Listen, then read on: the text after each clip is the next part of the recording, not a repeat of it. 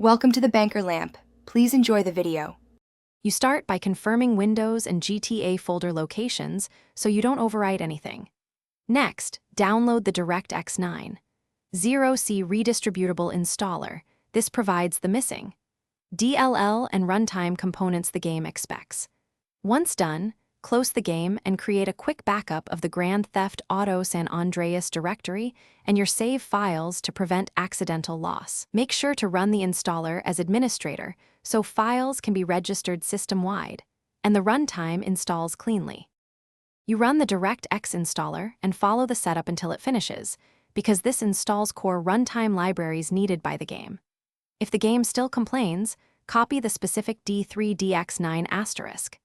DLL files from the Directx Redist package into the GTA San Andreas root folder. This ensures the game finds the correct versions.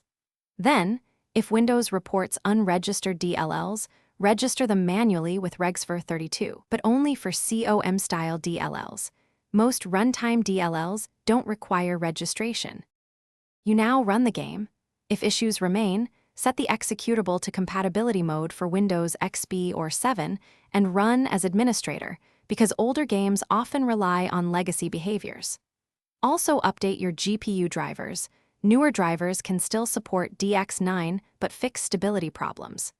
If crashes or missing DLL errors persist, replace the specific DLL shown in the error with the correct D3DX9 file from the redistributable or reinstall Directx 9.0c.